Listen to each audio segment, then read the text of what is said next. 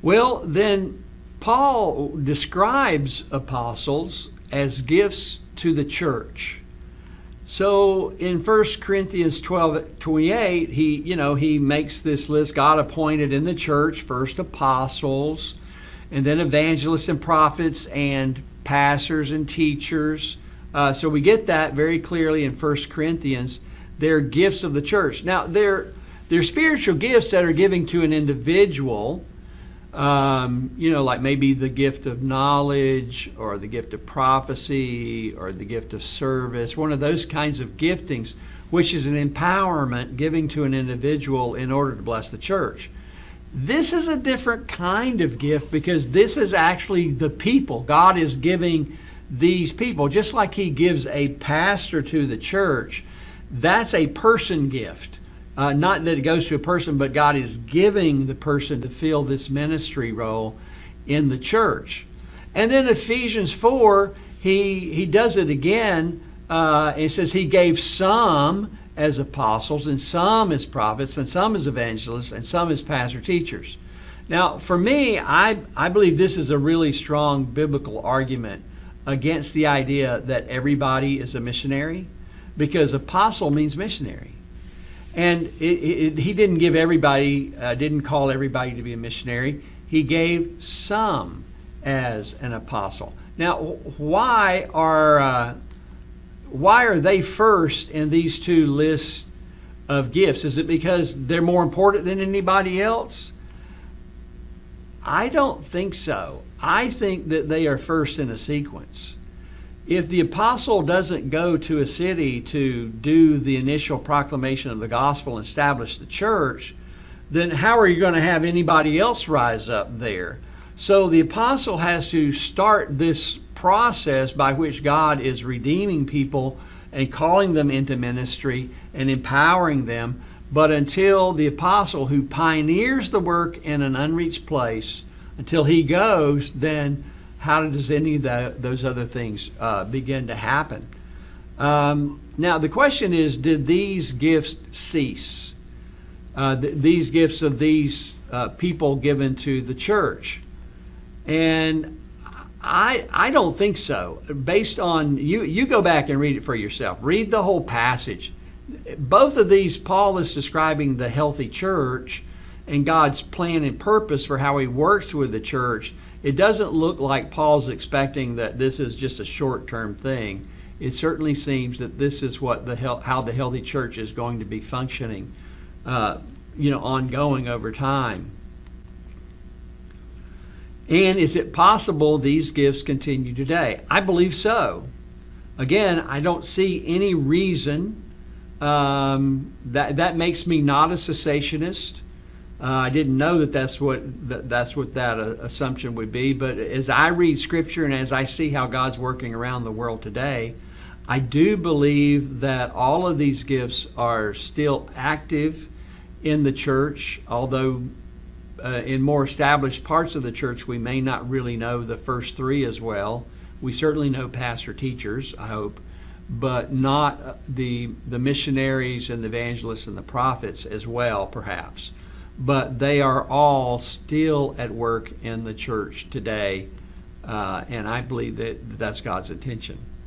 Now let's think briefly again about what apostles do, and I like Eckhard Schnabel's book, Paul the Missionary, and he has actually another much bigger work on missions in the early church, and he lays out several basic things that this is what the apostles were doing in the New Testament. First of all, they proclaim Jesus and call men to conversion. So in this sense, they're proclaimers and evangelists.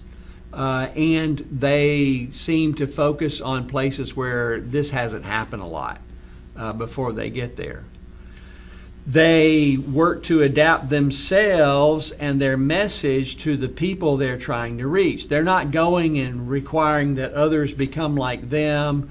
And when we have language issues, they're not demanding or expecting those people to learn their language. No, they take the initiative to adapt themselves, their language, their lifestyle, all those things, so that their message is clear and acceptable to the people that they're proclaiming to.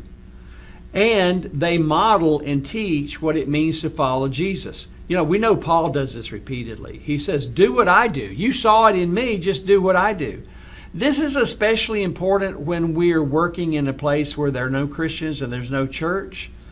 We can describe the Christian life, but most people actually watch very carefully and they pick up on, okay, the model. And so Paul wasn't afraid to say, look, no, this is part of God's plan. I'm a model for you while I'm there to show you what it means to follow Jesus. And Paul says this repeatedly. They lay the foundation or the initial phase of the church among each people. Now, that original 12, I think the New Testament talks about them in a way of laying the foundation, which is universal. They brought the world the story of Jesus, and no one else can do that. The 12 are unique in that particular role. But Paul also says, I'm an apostle because I laid the foundation of the church in your city. There wasn't one there before, and when I left, there was one. So again, the apostle isn't one who's staying to build the second and third and fourth story of the church. You know, I'm not talking about physically, I'm talking about, you know, spiritually as the church develops and grows over time. No, they're just making sure that this strong foundation, which is the gospel of Jesus, is there and the church can keep building on it in the years after that. And they prioritize pioneer work where Christ is not already known. We hear Paul actually using those terms, talking about going to Spain. He just could hardly stand not getting to Spain because nobody had been there to preach the gospel, and he wanted those people to have their first opportunity to hear. Now, surprisingly, even today, 2,000 years later, we've had this Great Commission. We should have proclaimed it all over the world. But the reality is over half the people in the world today are likely never going to hear the gospel from somebody from their own people group because the church is already established there. And that is where, again, I think that missionary apostles, even today, should be focusing their attention. So, in Ephesians 2:20, Paul says, you are God's household, having been built on the foundation of the apostles and prophets, Christ Jesus himself being the chief cornerstone. I think probably Paul here, because he doesn't state which one. He usually, actually, when he says, he's talking about the 12, he doesn't usually just use the word apostle. He'll use the 12 or those who were apostles before me or something like that. But here he doesn't. He just says, that the church is built on the foundation of the apostles and prophets. I think he's likely talking about the 12, and he may be referring to the universal church here, which he does. He uses the word church for all the Christians in the world at times. In Revelation 21:14, and the wall of the city had 12 foundation stones, and on them were the 12 names of the 12 apostles of the Lamb. This very specifically is referring to this foundation, this unique historical foundation for the whole world that's laid by giving the true story of Jesus. But the problem is that doesn't mean that everybody benefits from that story of Jesus until someone comes and tells them.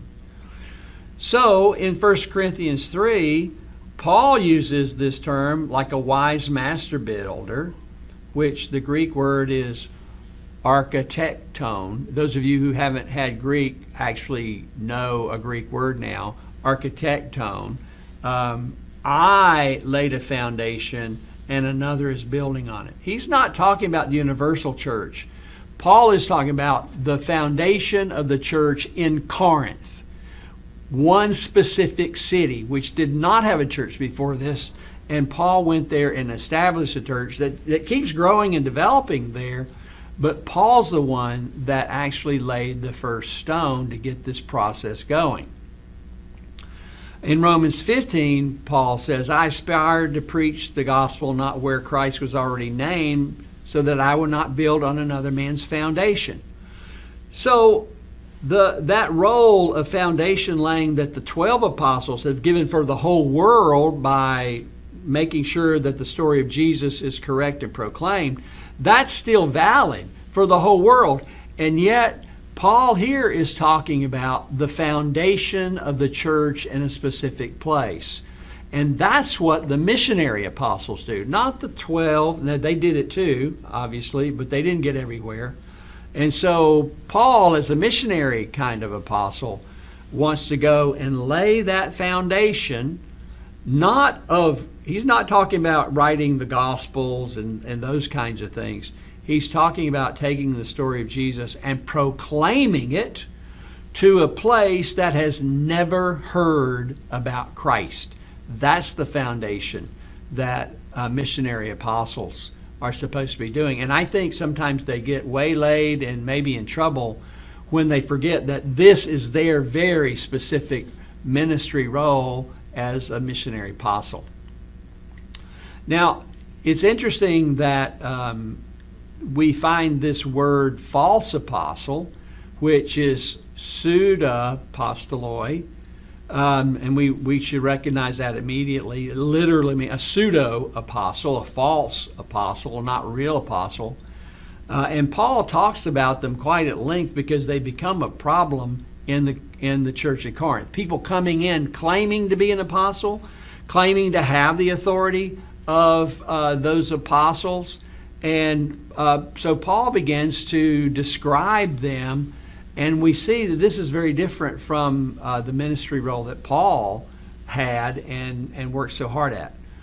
These false apostles were Jewish outsiders who spoke powerfully, acted boldly, boasted of their strengths, expected financial support, and worked on someone else's foundations. And Paul says their sent is not by God, it's by Satan. And so actually a lot of the people in our world today who are claiming that word, I'm an apostle, are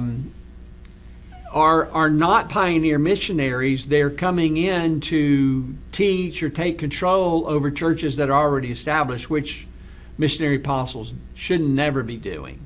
And I see that as a really clear way to make the distinction here between the biblical real apostles, the missionary apostles, and these false apostles.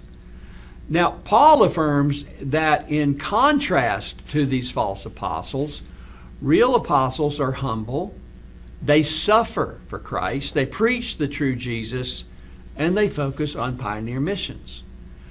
So here we have this really beautiful contrast here as Paul describing people who claim to be apostles because they want to get charge over the churches, they want to have a high status, they want all those kinds of things, and those who are simply humble servants going out to accomplish the mission that Jesus gave to the church. So, just in summary then, let's just think briefly about what appear to be 4 types of apostles in the New Testament.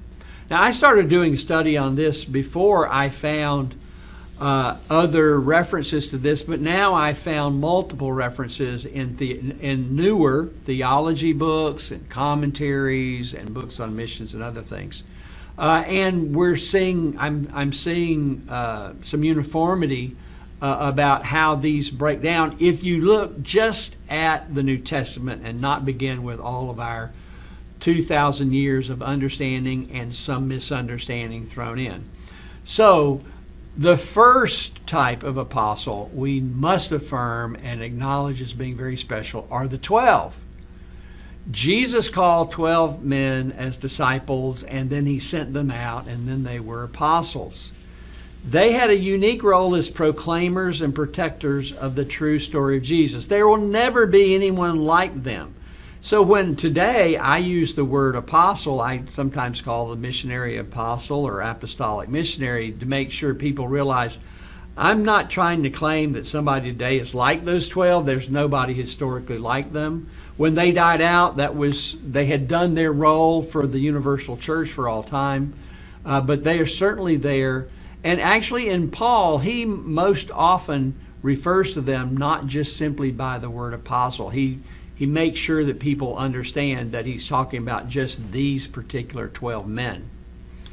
Then we have, as we've seen, other eyewitnesses. They're people who have seen the resurrected Jesus, and they are leaders in the early church. And we know the names and the role of two of them. There may have been others that we don't know about, but at least two, and that is Paul, who essentially led the mission to all the nations, and James, who led the Jerusalem church. And so because they're eyewitnesses, they're also unique. They're not as special, in the sense of the 12, but we don't have any eyewitnesses today of even if somebody has a vision of Jesus. I don't consider that to be the same as the resurrected Christ appearing before them. Then we have this usage. We saw it in Luke, in Acts, and we see it repeatedly in Paul's letters of people that I'm going to call missionary apostles. Luke and Paul describe others who carry out the Great Commission. That's when they start calling them or being referred to as an apostle, because they go out to do the Great Commission. So we have in the New Testament Paul, Barnabas, Andronicus and Junius, Apollos, Silas, and Timothy. At least those are examples of those who are missionary apostles. Far greater than, in terms of, this is much bigger than the 12 or even the 14. This now includes a whole nother type of apostle, and that is somebody who is pursuing the Great Commission. And then we have this group that Paul refers to as those who are being sent out by the church. Shorter term, specific tasks that they're given, but you see that fits again with that word apostle. They are sent by the church who authorizes them to go and do a specific ministry task. And once they've accomplished that task, they turn around and go back home. We know that Jerusalem sent people like this. Antioch did. Macedonia churches sent envoys too. And again, they're short-term missions to accomplish specific ministries. But again, Paul, at least twice, refers to them as apostles too. He does distinguish them, though, I believe, from apostles of Christ or apostles of God, like he would refer to himself. But they are doing something very special in God's plan for supporting the ministry that is growing all around the world at that time. So here we see Paul's self-understanding. He is both an eyewitness and a missionary apostle. He's both of those. But then he includes others in this missionary apostle role who definitely were not eyewitnesses, could not have been eyewitnesses of Jesus in any way. This understanding of this calling, this particular ministry that Jesus gifts to the church to start it in new places, is, I believe, the central piece of Paul's understanding of his calling, himself, and the ministry that he's carrying out as we look at the New Testament to find the ways of Paul's ministry.